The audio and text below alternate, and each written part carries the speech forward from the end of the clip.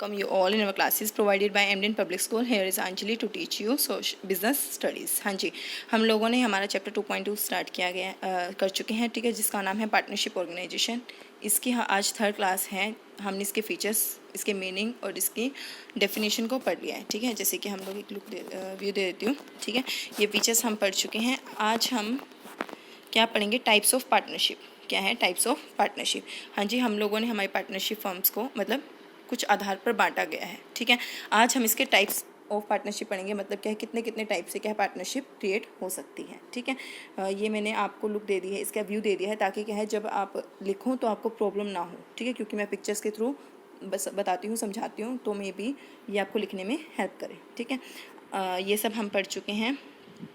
तो आज हम पढ़ेंगे यहाँ पर. देखिए क्या है पार्टनरशिप, टाइप्स ऑफ पार्टनरशिप. हम लोगों ने जो पार्टनरशिप है उनको 3 बेसिस पर बांटा है. सबसे पहला क्या है? ड्यूरेशन के बेसिस पर. यहाँ पर देखिए किस बेसिस पर? ड्यूरेशन के बेसिस पर, ठीक है. ड्यूरेशन मतलब टाइम के बेसिस पर.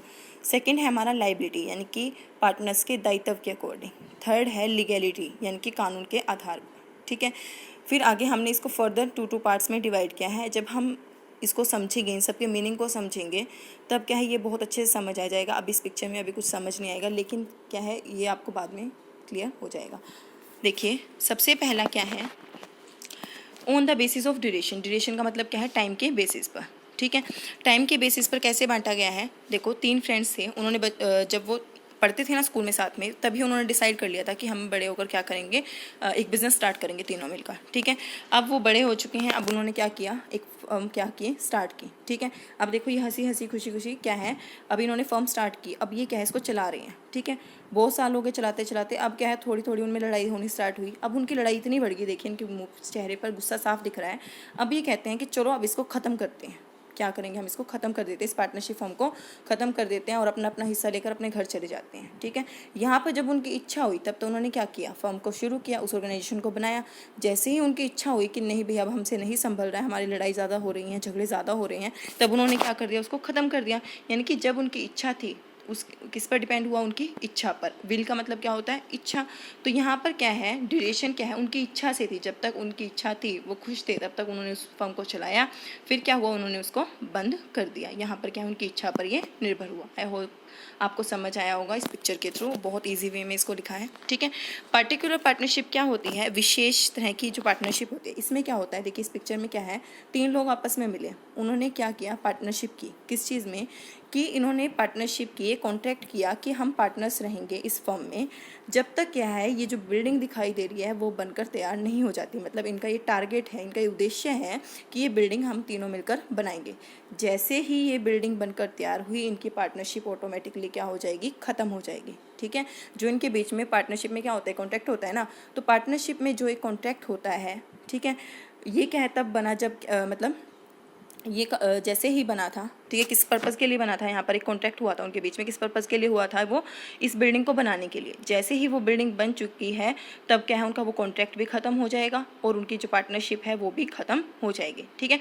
अगर ये सेकेंड बिल्डिंग बनाना चाहे तो फिर से क्या है, एक और क्या है, कॉन्ट्रैक्ट बनेगा, लेकिन तब तक इसका एंड हो चुका होगा. आई जस्ट होप आपको समझ आएगा कि ड्यूरेशन के बेसिस पे हमने 2 टाइप में बांटा हुआ है. Partnership at will. At will का मतलब क्या है, अपनी इच्छा से. जब तक उनकी इच्छा होगी वो तब तक क्या है, उसको चलाएंगे. पार्टिकुलर पार्टनरशिप में क्या है, वो जब तक एक उद्देश्य पूरा नहीं कर लेते तब तक क्या है, वो पार्टनर्स रहेंगे, चाहे उसमें कितना भी टाइम लग जाए, ठीक है. बहुत सिंपल वर्ड्स में मैंने आपको समझाया. On the basis of liability. हाँ जी, हम लोगों ने बिजनेस का एक रूल पढ़ा था कि जो इसके ऑनर होते हैं उनको जब तक उनके देनदारी कंप्लीट नहीं हो जाती, मतलब जिनको उनको पैसा देना होता है, जब तक वो क्या है उतार नहीं देते, मतलब उनको पैसा नहीं पे कर देते, तब तक क्या है, उनकी लायबिलिटी बनी रहती है, मतलब उनके दायित्व बने रहते हैं, ठीक है. जनरल लायबिलिटी का मतलब क्या है, जो जनरली होती है, आमतौर पर होती है, ठीक है. क्या होती है कि किसी भी फर्म में जितने भी पार्टनर्स होंगे, ठीक है, वो सब क्या है, लायबिलिटी को इक्वली बियर करेंगे. मतलब उनके जितना शेयर होगा उसके अकॉर्डिंग क्या करेंगे, बियर करेंगे. जैसे कि क्या हुआ, 3 पार्टनर्स ने एक ऑर्गेनाइजेशन स्टार्ट की हुई थी, ठीक है. अब वो लॉस दे रही थी तो उन्होंने क्या कर दिया, सेल कर दिया, फर्म को सेल कर दिया, और सेल करके जिसका पैसा देना था उनको दे दिया, ठीक है. लेकिन फिर भी कुछ ऐसे क्रेडिटर्स बच गए जिनको अभी भी पैसा देना रहता है, ठीक है.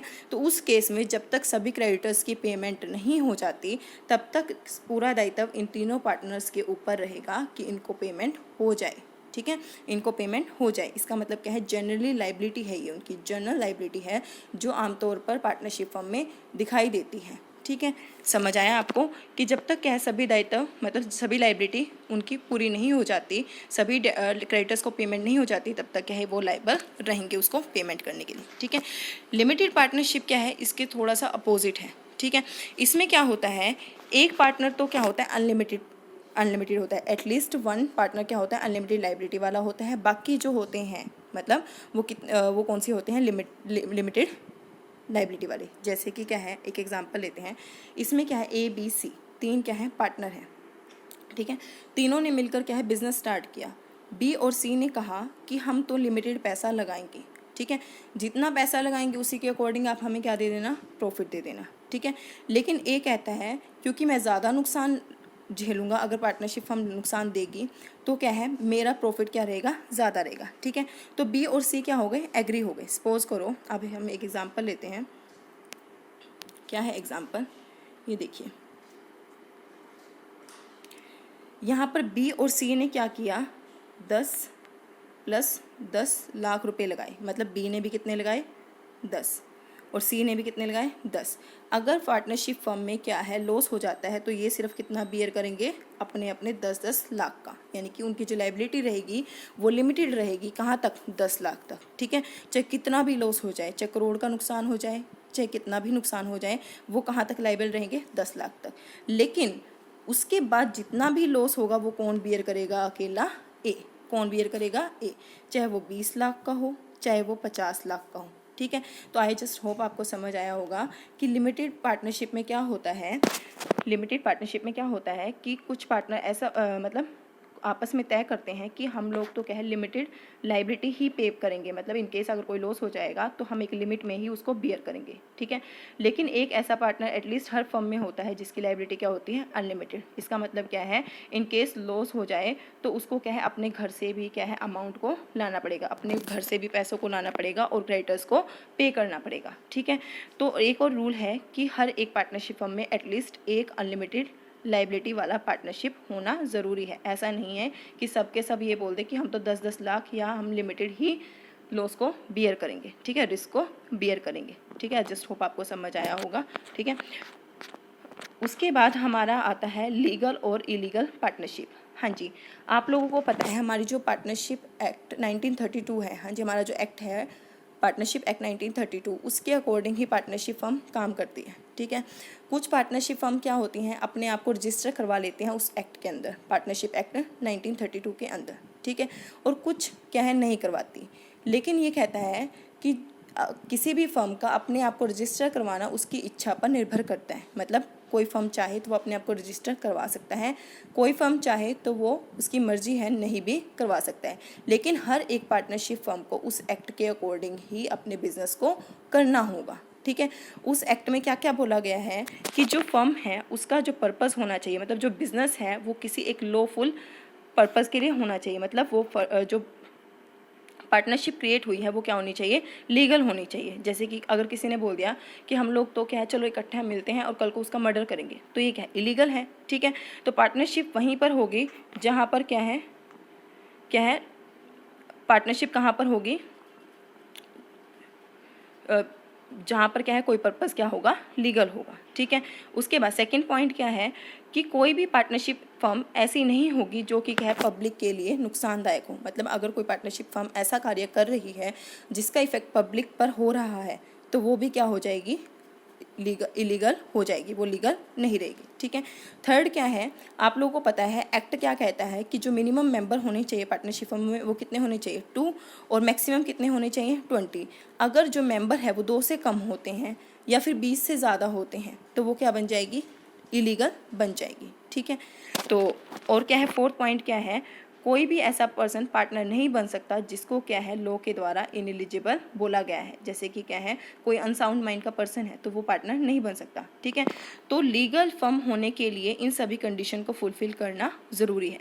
जो जो कंडीशंस है इनको पूरा नहीं करती है वो क्या बन जाती है, इलीगल पार्टनरशिप। क्या बन जाएगी, इलीगल पार्टनरशिप। हाँ जी, आई जस्ट होप आपको समझ आया होगा।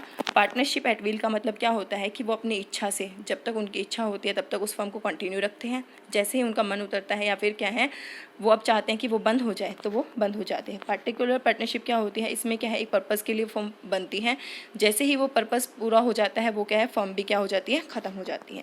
On the basis of liability का मतलब क्या है, जब तक क्या उनके दायित्व पूरे नहीं हो जाते, मतलब क्रेडिटर्स को पेमेंट नहीं हो जाती, सभी जो पार्टनर्स होंगे वो क्या है उस क्रेडिटर्स के लिए लाइबल होंगे। ठीक है।